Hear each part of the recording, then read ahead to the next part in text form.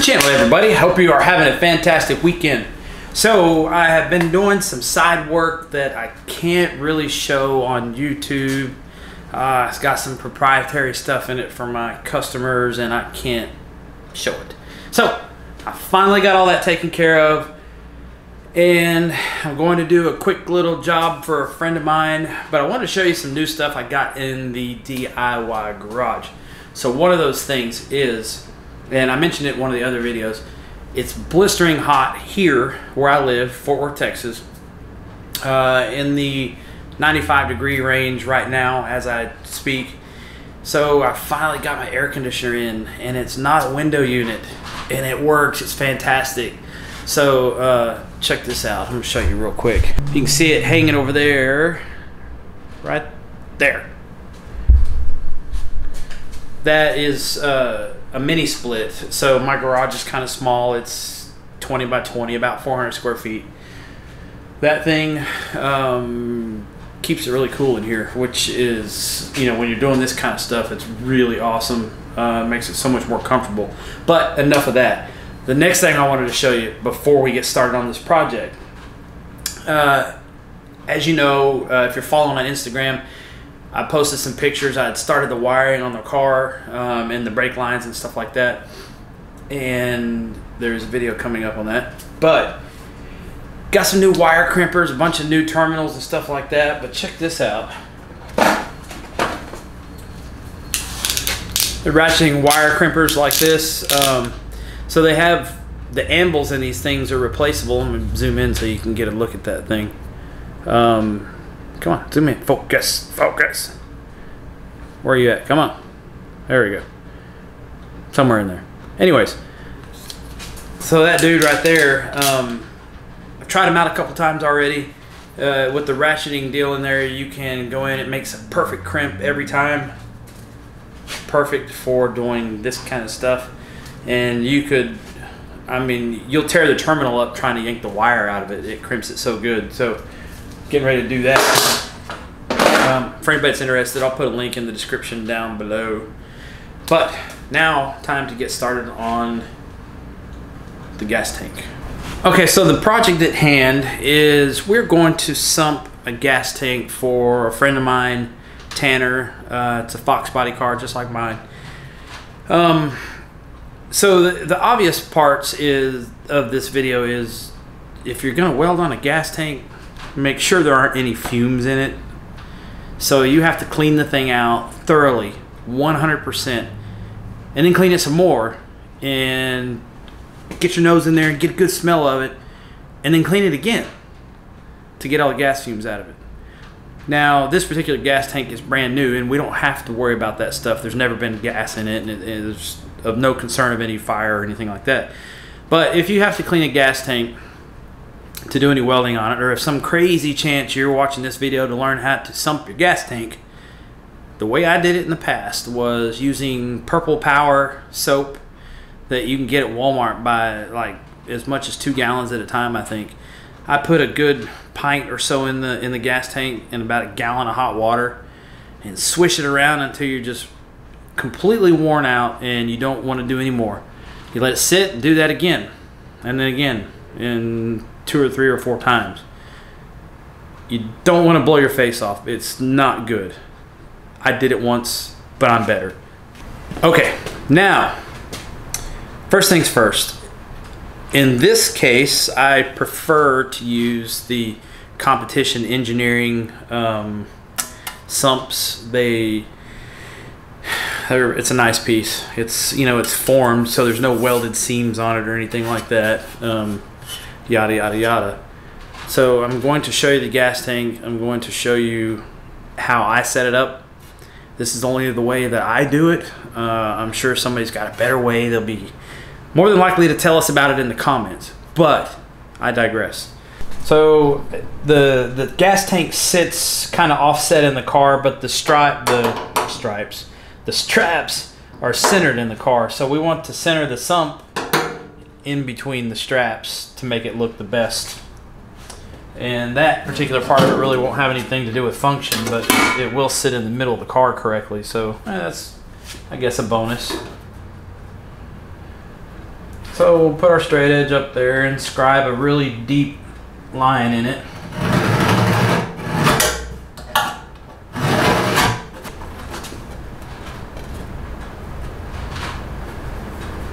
You really don't even have to scribe the line all the way across or all the way up and down if you don't want to, because you're only using this as a reference to put the sump on there after you've ground the paint off of it.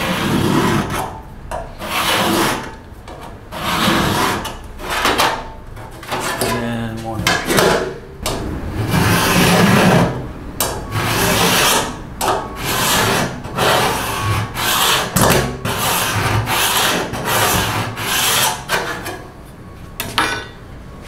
So the theory, my theory behind the way the sump should be put on is pretty simple. When the car, now keep in mind you're looking in the top of the gas tank down towards the ground. So when the car takes off, the fuel is going to go this way and it's going towards the lines, which is what you want. But keep in mind that you've welded this thing on the bottom of a gas tank, and if you cut this entire hole out, then what's going to happen is if the car is low on fuel, the fuel will run down this wall and then try to come up. And if the car is low enough on fuel, it will actually uncover the pickups, and that's bad. So what we're going to do is we're going to drill one hole in the tank itself, you know, in the floor of the tank, probably right out here in the middle, and we're going to leave a strip on the bottom of it about 2 inches or so. So what that does is that allows the fuel to get down in the sump and down to the fittings, but the fuel will not run up the wall of this because that piece is hanging over the bottom of it. So to recap, one hole right around here in the gas tank itself.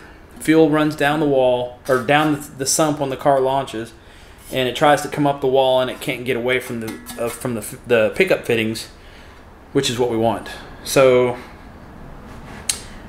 we can do some measuring on that and get that lined up. Now, some people argue that one hole isn't enough, that you need more holes or you need more whatever.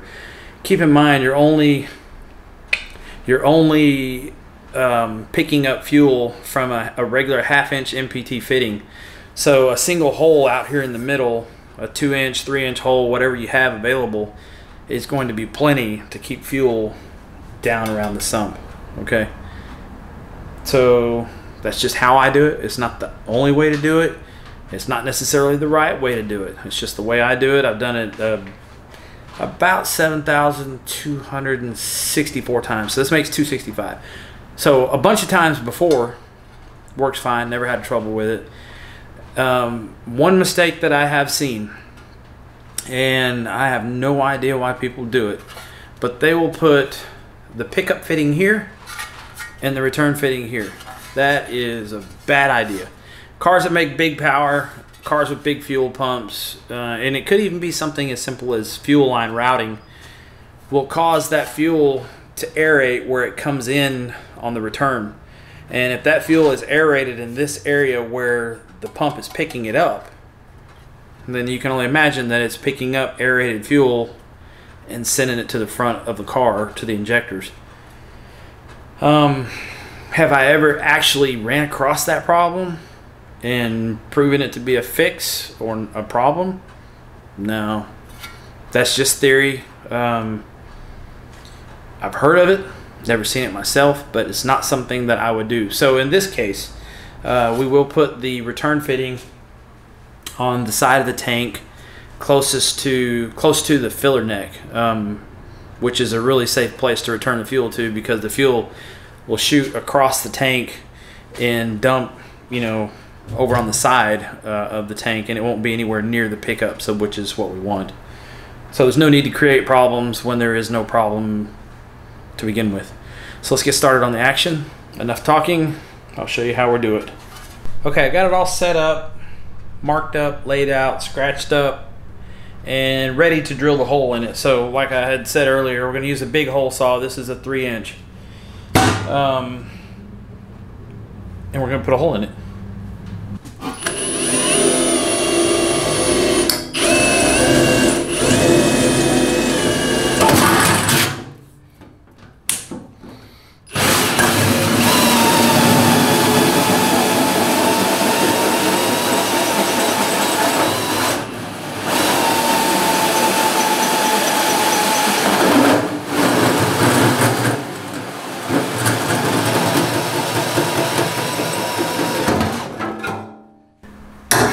That's just a little bit on the warm side.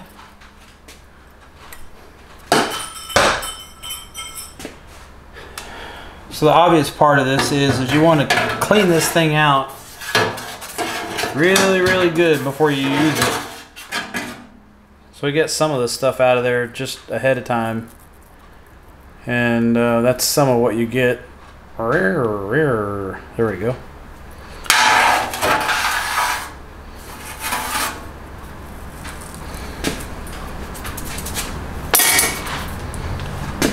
Alright, so next we have to knock the burr away from this hole, and we got to knock the paint off around where the lines are at. Okay, so here's the fun part, is stripping the paint off of it.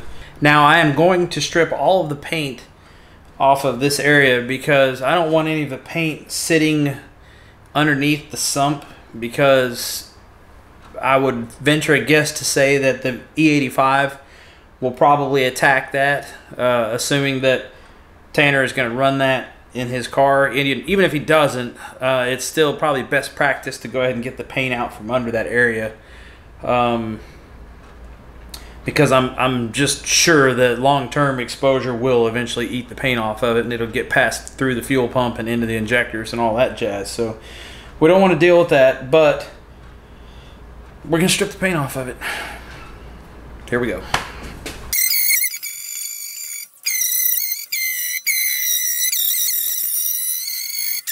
Okay, so I thought that I hit record and I didn't, so I wasn't recording when I thought I was recording, but have no fear.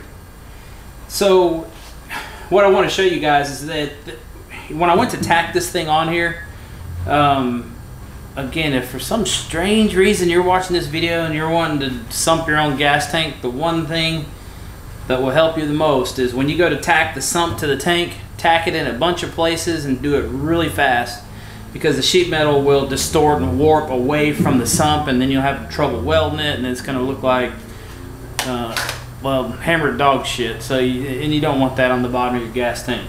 So I'll show you real quick just how quick I'm talking about tack welding this in place. On this side that you can't see, it's probably in the neighborhood of 30 tacks, and I'm just going to show you real quick how fast I tack this. And I'm doing this about every 3/4 of an inch or so.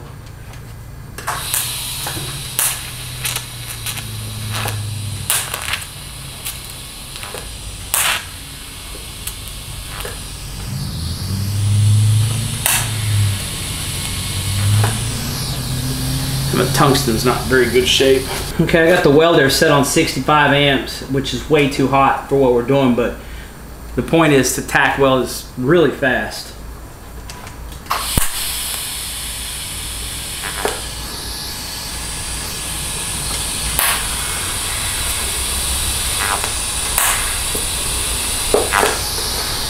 And even sometimes the sheet metal manages to get away from you. You gotta stick a little bit of welding rod in there.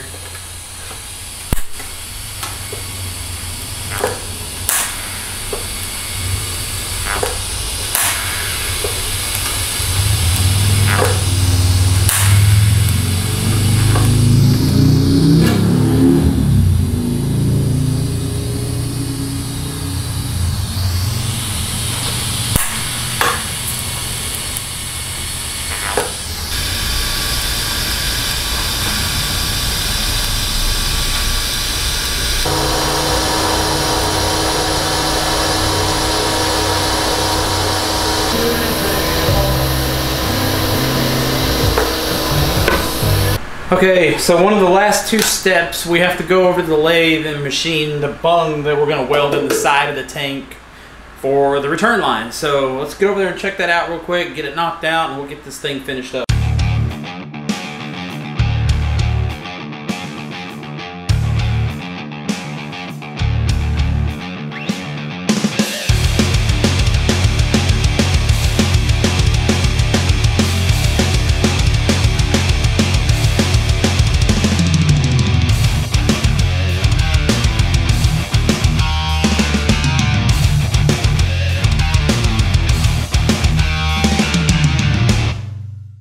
Okay, now that we got the weld bung finished up, here's a close-up. You saw some of the machining part of it. You know, nothing crazy there, just simple little bung. I make a lot of that stuff here because I make it a certain way. I like to do it a certain way, and I'm weird like that, whatever. So, oh, one thing I'll explain real quick. So I put a step in there in the back of it. Come on, camera, work with me here. Yeah. I put a step in the back of it up here on the top, or which is actually the side that goes in. And the reason why I do that, it makes it a little easier to put in. So I turn the OD down to 1 inch, and then that step is 7/8 of an inch. So I can drill a hole in there, and this thing will snap in place. And there's no question on whether it's where I want it or centered over the hole or anything weird like that. So let's drill a hole, get it welded in, finish this thing up.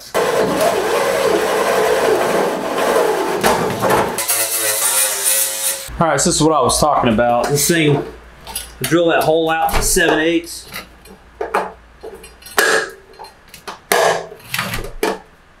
Snaps in place like that and makes it super duper easy to weld.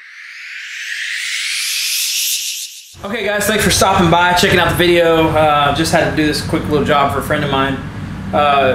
As you can see, I got the cover fitted to it, and that's it, pretty much. Outside of making sure that you have the thing really clean before you put it back in the car, and check it for leaks before you put gas in it, because if you have to weld on it, you got to clean it all over again. So that's it.